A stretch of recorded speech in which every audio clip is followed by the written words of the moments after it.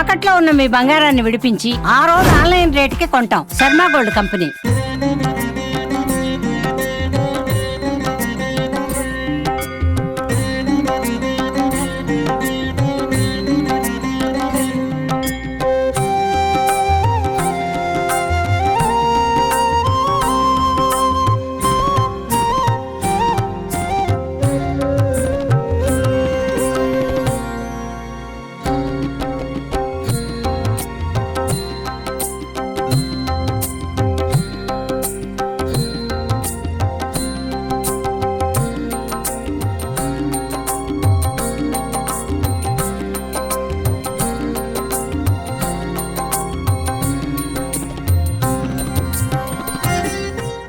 Welcome to Suman TV. Prayagraj మహాకుంభమేళలో భాగంగా త్రివేణి సంగమంలో మనమైతే ఉన్నాము.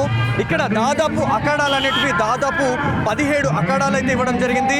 ఏదైతే పీఠాధిపతుల గురించి మనం మాట్లాడుకుంటే భారీ బందోబస్తుతోనైతే వీళ్ళకైతే రక్షణ అయితే కల్పించారు యూపీ సర్కార్ అని చెప్పుకోవాలి. దాదాపుగా 17 మంది పీఠాధిపతులు అయితే ఇక్కడికైతే మనకు వచ్చినట్టు తెలుస్తూ ఉంది. మనకి భారీ కాన్వాయ్తోనైతే వీళ్ళనైతే బందోబస్తుతోనైతే తీసుకొని రావడం జరిగింది.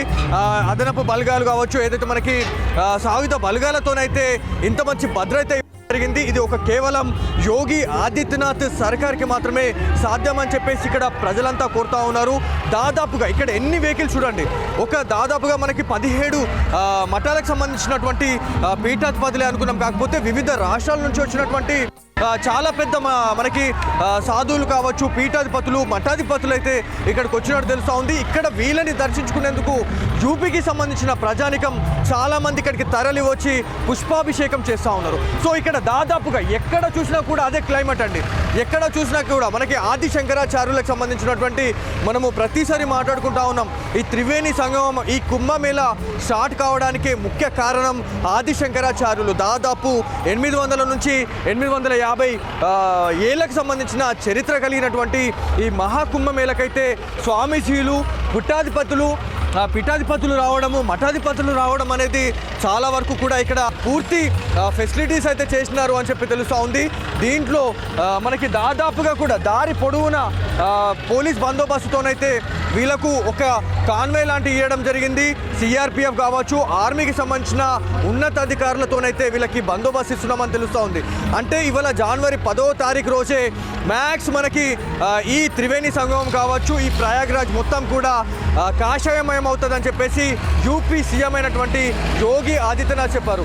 సో అది అంటే ఇంకా దాదాపు ఇంకా 3 రోజులు టైం ఉండగానే మనకి ఇంత మార్పు అనేది జరిగింది. అంటే ఇంత కాషాయమయమైందంటే ఒక్కసారి ఆలోచించండి. త్రివేణి సంగమంలో దాదాపు మనకి జనవరి 13 నుంచి 14వ తారీఖు రోజు అసలు ఎలా ఉండబోతా ఉంది.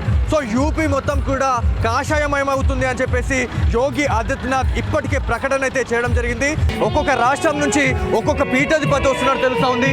ఒక్కొక్కరు అంటే మనకి వీరందరూ కూడా ఈ స్వామిజీల గురించి మనం మాట్లాడుకుంటే ఖచ్చితంగా శంకరాచార్యులు, ఆది శంకరాచార్యులకు సంబంధించిన వీళ్ళంతా వాళ్ళ శిష్యులే ఇవాళ ఒక పీఠాధిపతులుగా, ఒక మఠాధిపతులుగా కూడా ఇవాళ రావడం జరిగింది. నేను చూసేందుకు చాలా మంది పెద్ద మొత్తంలో వాళ్ళ దర్శనం అయితే చేసుకుంటా ఉన్నారు. ఇక్కడ ఉన్న తాజా పరిస్థితి కెమెరా పర్సన్ సాయి కృష్ణతో బాలు, సుమన్ టీవీ, ఉత్తరప్రదేశ్ నుంచి.